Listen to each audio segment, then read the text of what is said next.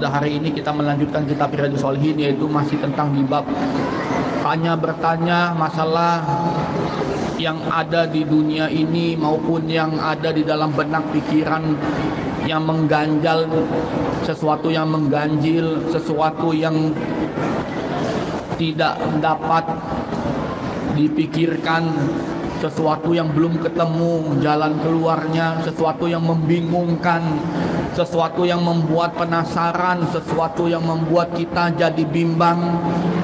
Kalau kita tidak mengikuti Al-Quran dan mengikuti hadis, pasti itu akan menimpa umat manusia.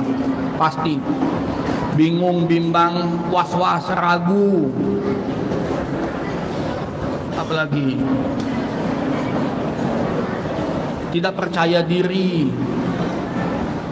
Jadi umat Islam itu banyak yang sudah mulai jauh dari Al-Quran. Padahal wajib hukumnya membaca Al-Quran itu wajib. Wajib. Ini ketua keamanan sini bang. Yang bawa Al-Quran mana? Coba yang bawa Al-Quran angkat tangannya. Nah dihitung tuh, ada berapa itu dihitung? Ada 1, 2. Bener, yang bener, jangan bohong. Jangan bohong. Nah yang bener. Alhamdulillah. Kita harus belajar jujur. Binatang itu lebih jujur daripada manusia. Binatang itu lebih jujur dari manusia. Apa perbuatan binatang yang tidak melakukan sesuatu yang tidak jujur? Apa? Kalau manusia suka berbohong, tidak jujur. Tadi ditanya, jelas-jelas nggak pegang Al-Quran, jelas-jelas nggak bawa Al-Quran, tapi bilang pegang Al-Quran, bawa Al-Quran. Kita tidak boleh. Kita lihat ayam. Ayam itu binatang jujur, ayam itu. Ayam makan apa yang dia makan akan menghasilkan kepada majikannya. Kalau makanannya enak, ya, dia akan menghasilkan telur setiap harinya. Tapi kalau majikannya nipu, memberi makannya dengan barang-barang penipu, barang-barang yang tidak benar, dia tidak akan bertelur. Gitu. Dan bertelurnya pun tidak bagus, tidak sehat gitu. Itu contoh binatang. Karena binatang itu makhluk jujur.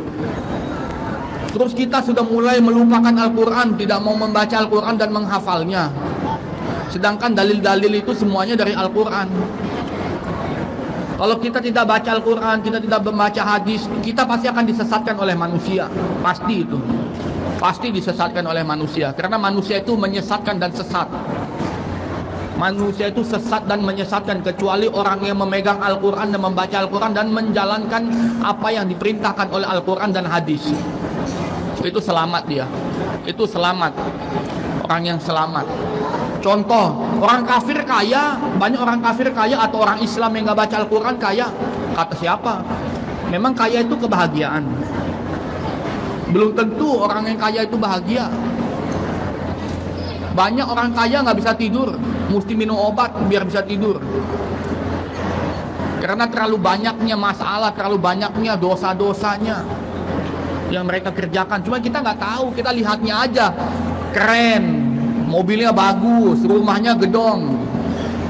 Tapi di balik itu semuanya mereka ada proses-proses yang mereka dapat dengan sesuatu yang keras, yang kejam,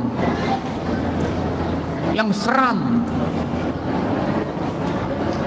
Sebab itu dalam Islam bukan kekayaanlah yang menjadi patokan manusia untuk masuk ke dalam surga, bukan. Tetapi dengan kesolehan kamu, dengan ketakwaan, kebaikan kamu kepada Allah, kepada manusia juga. Cuman kebaikanlah, kesolehan itu yang menjadikan kamu masuk di dalam surga. Bukan seperti agama-agama lain. Kalau kamu miskin, kamu jadi orang paling terhina di dunia ini. Parea namanya. Itu di India itu. Parea jadinya kamu. Keling parea. Nggak boleh disentuh, najis. Orang gembel miskin nggak boleh disentuh, najis. Nauzubillah min zalik. Coba Islam.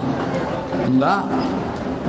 Malah Allah, malah Rasulullah suruh dekatlah sama orang-orang miskin. Suruh dekat dengan orang-orang miskin. Terus apa lagi?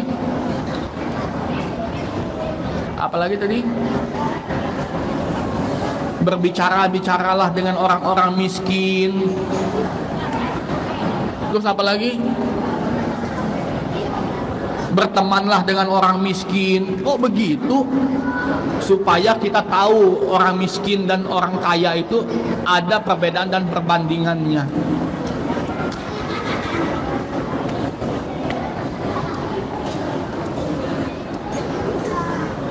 Jangan sampai kita menjadikan kita ini ingin cepat kaya, ingin cepat sukses, padahal tidak ada kesuksesan.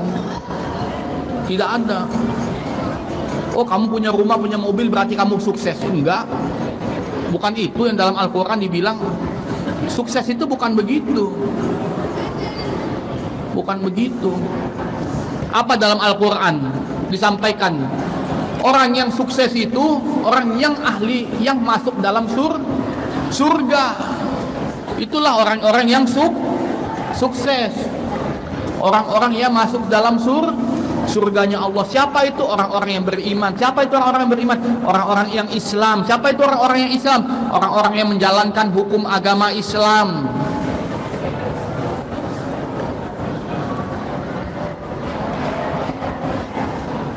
Makanya kita juga hati-hati di Indonesia ini, juga hati-hati karena di Indonesia ini hukumnya hukum apa? Pancasila. Bunuh orang 5 tahun penjara.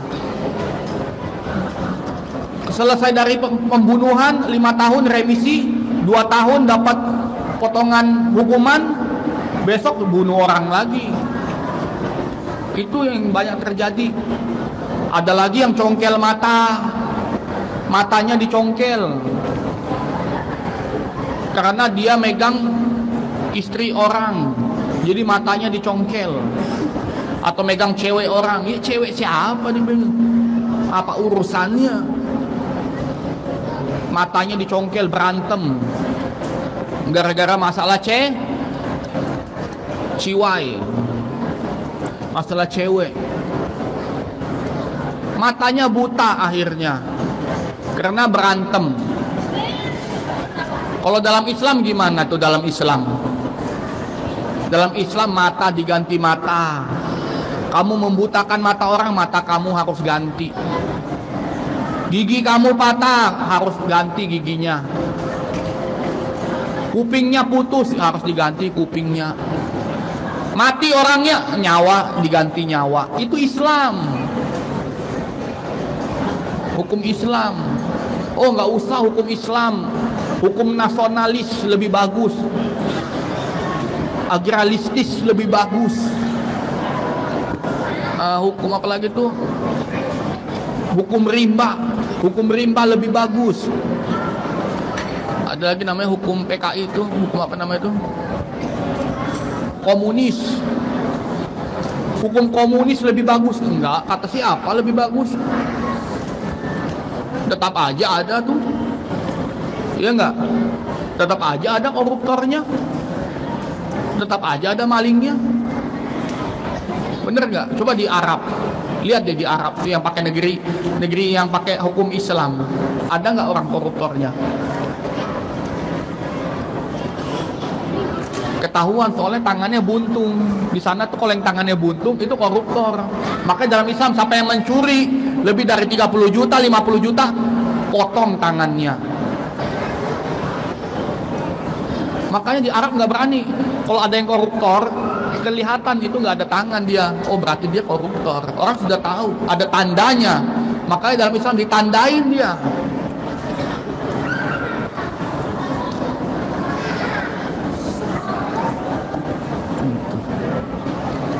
Kalau komunis hukumnya koruptor hukum mati.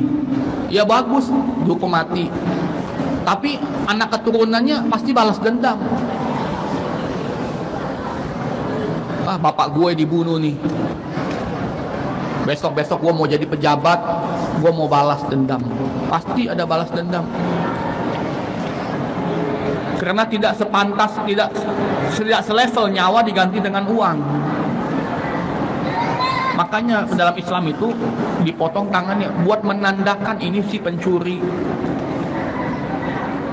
Supaya kalian wahai manusia berhati-hatilah sama si pencuri ini, koruptor ini, si maling-maling ini. Udah ketahuan, masuk rumah kamu, maling, tangannya sudah buntung. Dia sudah ada kelemahan, dia gampang kita habisi dia. Tapi sekarang apa yang terjadi? Mencuri 1 tahun, nanti lepas, mencuri lagi, lepas lagi, mencuri lagi gitu. Oke, sampai sejauh ini ada yang bertanya, silakan.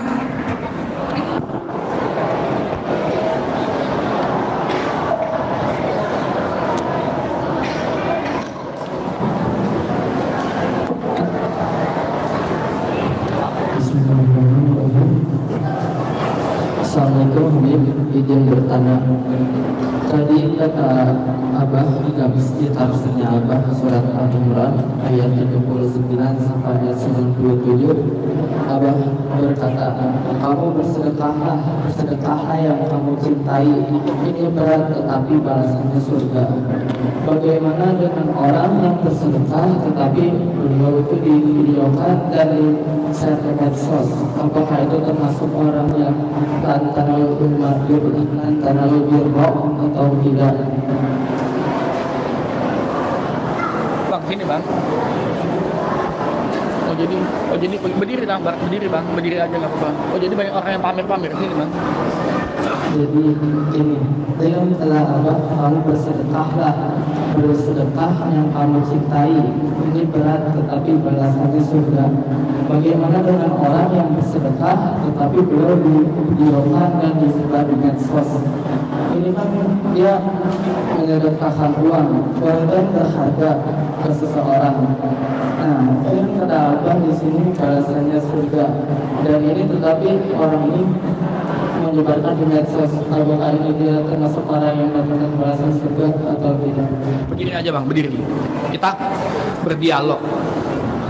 Manusia Allah ciptakan adalah sosial, berkomunikasilah dengan baik. Itu kata Allah. Berbicaralah dengan baik. Bertukar pendapat, bertukar pikiran boleh dengan baik. Hadis Nabi Shallallahu Alaihi Wasallam pernah menyampaikan, kalau kamu menyembunyikan sedekahnya kamu sembunyikan sedekahnya kamu, itu pahalanya lebih besar daripada kamu menunjukkan sedekahnya kamu. Begitu. Jadi perbandingannya 10 banding 1. Kalau kamu pamer sedekahnya kamu, itu dapat pahala, cuman dapatnya 1. Kalau kamu tidak pamer, tidak riak, itu lebih dari 10 kali lipat pahala yang kamu sedekahkan. Dan kalau kamu niat sedekah itu untuk pamer, menunjukkan kepada orang, sesungguhnya Allah Maha memilih amal juga. Ada yang Allah terima, ada yang Allah tidak terima. Tapi itu urusan Allah.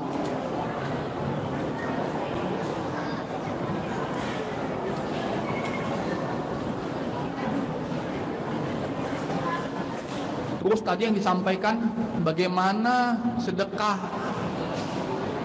yang ditunjukkan kepada hal publik ya, kepada gembel-gembel ya.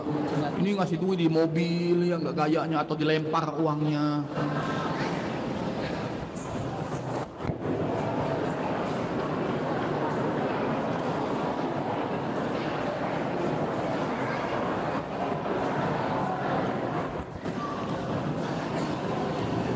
Sebab itu Nabi Shallallahu Alaihi Wasallam pernah menyampaikan jangan sampai menyakiti orang miskin.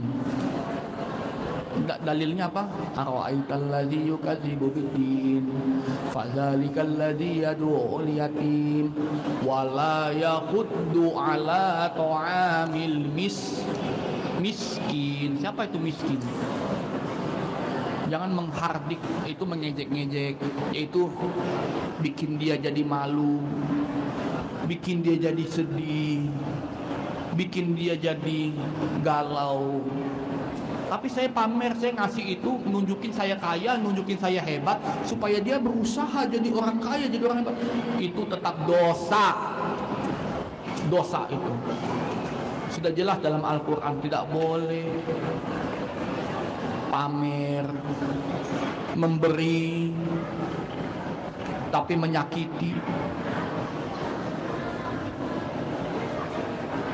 menghardik orang-orang miskin, anak-anak yatim. Sini santunan anak yatim, kasih depan orang foto. Ini anak yatim masih kecil, dipermalukan secara halus. Permalukan itu ada dua, ada secara kasar dan secara halus. Secara halus itu, ini duitnya.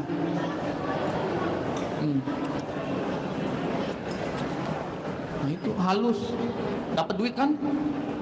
Ada yang secara kasar, nggak benar, kurang ajar, ini salah. Apa namanya? Itu habis ini dikerjain tuh, habis dikerjain tuh dibilang happy birthday. Apa tuh? Bukan apa? Prank, iya. Itu juga nggak boleh itu. Orangnya jadi happy, tadinya sedih, dikerjain, di prank biar lucu-lucuan ya. Jadi pemberian itu ada yang kasar, ada yang halus. Ada yang kasar udah maki-maki jelek-jelek, nggak dikasih juga. Makanya hati-hati juga. Makanya kita mesti, ya kalau bisa kita sendiri yang jadi pengusaha, yang pedagang, berjualan, supaya kita ada duit lah. Jangan nunggu dikasih begini, nunggu dikasih orang. Orang itu belum tentu ikhlas ngasihnya juga. Lebih baik kita kerja sendiri kan, uang kita sendiri, enak, megang. Jangan boros. Jangan boros. Simpan duit, jaga-jaga. Ditabungin lah di Nurul Iman. Ya, ditabungin. Jadi begitu ya. Jadi kalau kata Abah itu maksudnya sedekahkanlah kepada sesuatu yang kamu sukai. Misalnya kalau kasih orang jangan yang jelek.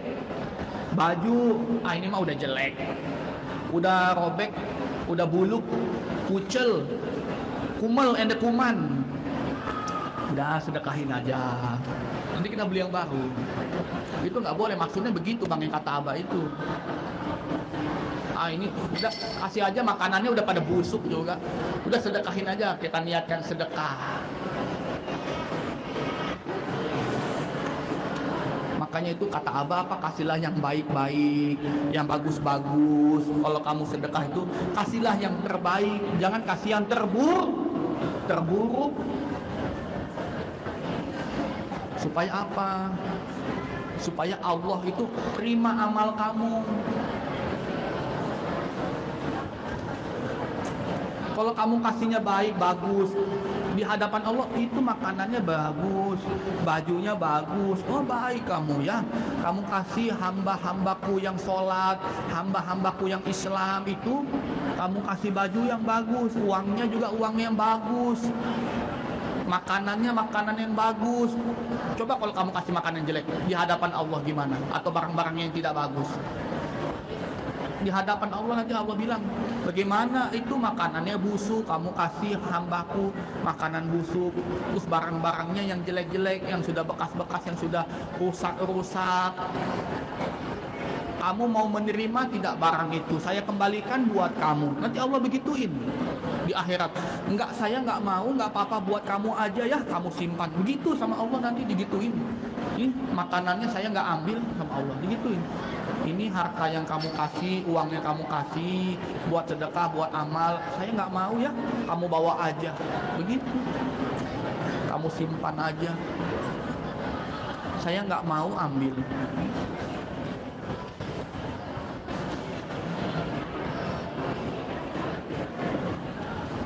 Sebab itu kita juga jangan merasa hebat. Itu artis-artis itu banyak yang Jangan jadi contoh lah artis-artis itu. Bukan orang-orang baik artis-artis itu. Jangan pamer-pamer, gaya-gayaan itu. Aduh. Ngasih orang, ya kan ya. Jadi orang patah hati, dipermalukan, si miskin dan si kaya, si miskin berebut.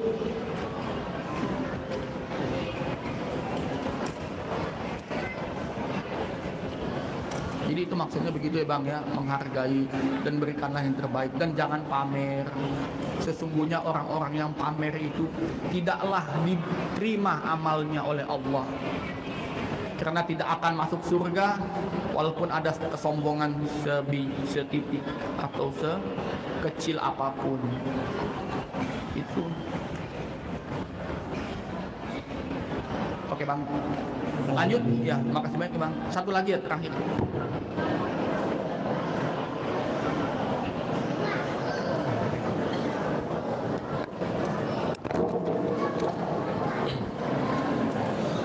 Assalamualaikum warahmatullahi wabarakatuh. Izin bertanya Habib, kan di surat Al-Baqarah ayat 30 dijelaskan wa idz qala rabbuka lil malaikati inni ja'ilun fil ardi khalifah qalu ataj'alu fiha man yufsidu fiha wa yasfiku dima wa nahnu nusabbihu bihamdika wa nuqaddisu lak qala inni a'lamu ma la ta'lamun. Yang artinya, dan ingatlah ketika Tuhanmu berfirman kepada para malaikat, aku hendak menjadikan khalifah di bumi. Mereka berkata, apakah engkau hendak menjadikan orang yang merusak dan menumpahkan darah di sana, sedangkan kami bertasbih memujimu dan menyucikan namamu. Allah berfirman, sungguh aku mengetahui apa yang tidak kamu ketahui.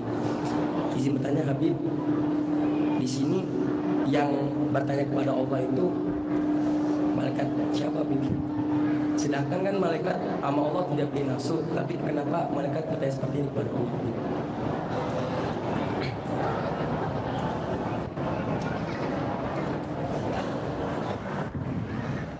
Bismillahirrahmanirrahim.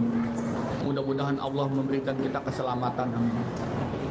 Jadi begini Bang, di situ kan jamak itu hukum bacaannya, malaikat itu jamak, bacaannya itu wal malaikati, itu artinya jamak keseluruhan. Semua malaikat, tidak ada yang setuju. Semua itu jamak itu. Jadi semua malaikat, tidak ada yang satupun yang tidak bertanya kepada Allah. Semuanya bertanya, kenapa bikin manusia? Manusia ini lalai, ingkar, malas, tidak tahu berterima kasih, tidak tahu bersyukur, banyak yang berkhianat.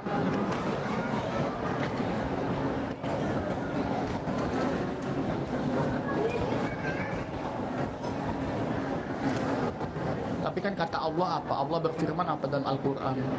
Allah lebih tahu. Ada hamba-hamba yang sholat, ya kayak kalian ini yang sholat, yang ibadah, yang Islam. Itu kan hanya orang-orang kafir yang jahat itu. Yang jahat itu hanya orang-orang kafir. Apa orang kafir yang baik? Saya mau tanya. Apa?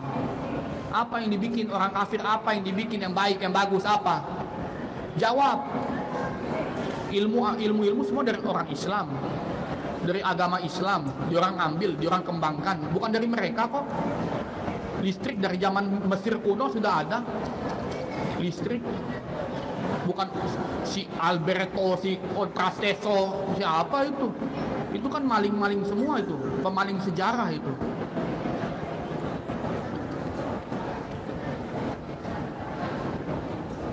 Jadi yang dimaksudkan itu orang-orang kafir. Tapi kan Allah kasih tahu, ada juga yang beriman, nanti ada yang mu'alaf. Wahai malaikat, kita nggak boleh begitu, nggak boleh begitu. Allah lebih tahu. Mereka itu ada yang baik-baik juga, ada yang penuh dengan kasih sayang, nggak semuanya jahat, nggak semuanya bunuh orang, nggak semuanya suka perang. Ada yang soleh, ada yang beriman juga. Jadi Allah lebih paham lah. Jadi jangan ngatur-ngatur Tuhan. Ngatur-ngatur Tuhan, nggak boleh kita. Begitu pula malaikat, tidak boleh mengatur-ngatur Tuhan. Coba kamu jadi manusia, apa kamu bisa sebaik mereka?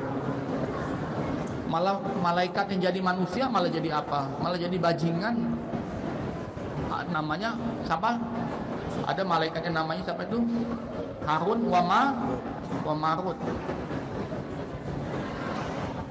Malaikat, manusia malaikat, malah maksiat, bejina, berpacaran dia,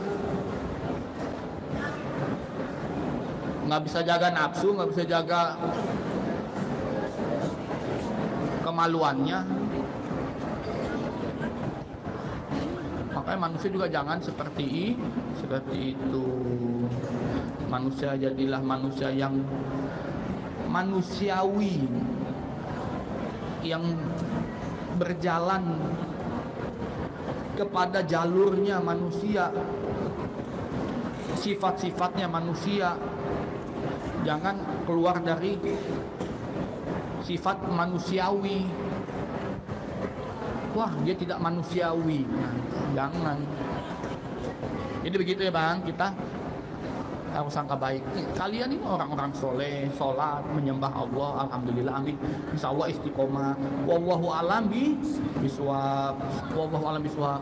Mudah-mudahan Allah memaafkan kalau ada salah kata saya kepada kaum muslimin wal muslimat wal mu'minin wal mu'minat, mohon dimaafkan. Dan kepada Allah pun kita selalu meminta ampunan kepada Allah. Karena ilmu semuanya milik Allah. Dan ilmu itu luas besar. Kita tidak tahu. Yang tahu hanya Allah. Jadi wallahu a'lam biswab. Ma'hadil asriyah